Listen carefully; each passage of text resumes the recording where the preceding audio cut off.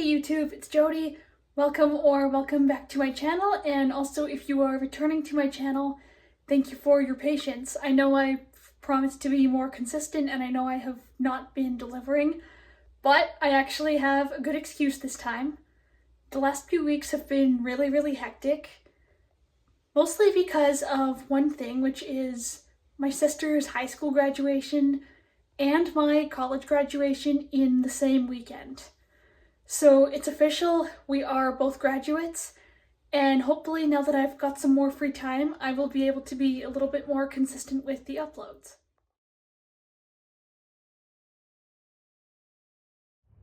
Alright you guys, the rest of this video will be focused on something that I've been wanting to talk about, and that is sustainable landscape design practices. You always hear these landscape companies and these garden designers and these types of people say, oh, we use sustainable practices, we design for sustainability. Well, what does that actually mean? I'm going to take you through some examples. The first thing I want to show you is right here with the weeds in between these blocks, which leads me to my first point. Consider not weed proof, but weed resistant hardscape options. At work, when we lay paving stones or bricks, we put weed barrier fabric underneath them, the same as you would do for a garden bed. So consider that, or consider an option like concrete, which won't have the gaps in it for weeds to grow through. Where this leads back to sustainability is that now, once you have your weed-resistant hardscape, you either, one, don't have to use herbicide if you're really opposed to that, or two, you save on either labor or time, money. The point is, someone doesn't have to go through and pull the weeds if you really don't want to use herbicide. The next sustainable design practice that I want to mention pertains to plant selection. More specifically, you want to ensure that you are selecting plants that flower and therefore set and expand their fruit at slightly different times throughout the season. While this is important from an aesthetic perspective, consider what a water-intensive process that fruit expansion is for a plant. At a time in the season when it's already hot and plants are already using more water than they are at other times.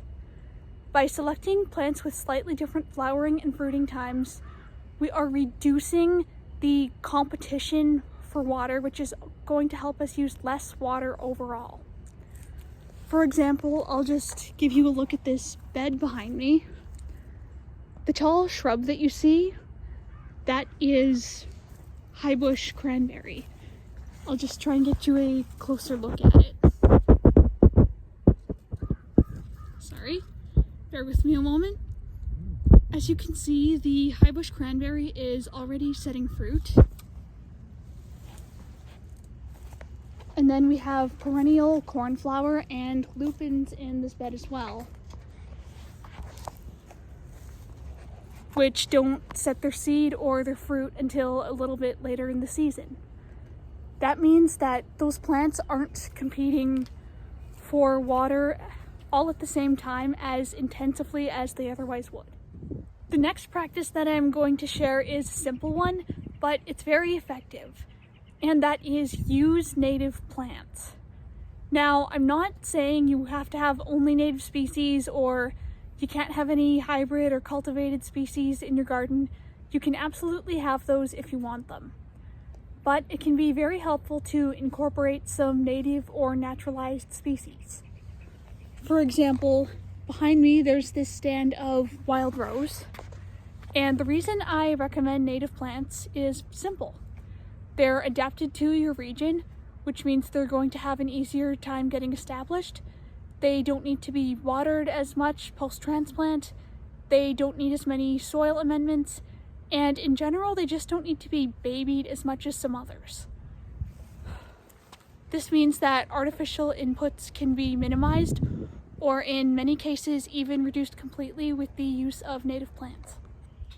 My next sustainable design tip is to utilize existing slopes and grades. Just have a look at these trembling aspen behind me. These were placed here because of their relatively high water needs due to their shallow root systems. Because they're so shallow rooted, they don't have the water pool to draw on that some deeper rooted plants do, which means they need more water directed at them. The designers of the wetlands achieved this. Here, I'll just try and show you this slope here. Sorry, I'm staring directly into the sun. There's a slope that comes down towards the trees, and this helps direct water towards them. This kind of ties into the concept of right plant, right place, but utilizing the drainage specifically to reduce the irrigation needs is something that a lot of people don't consider. So perhaps it's something you should consider. One more thing to show you that ties into this point, these water puddles right here. I don't know if you can tell, but this is another low point in the wetlands, so water collects here naturally. Now, obviously because this area is hardscaped, this water is just sitting there, but if it were plants here instead, that water would have infiltrated into the soil and been available to the plants.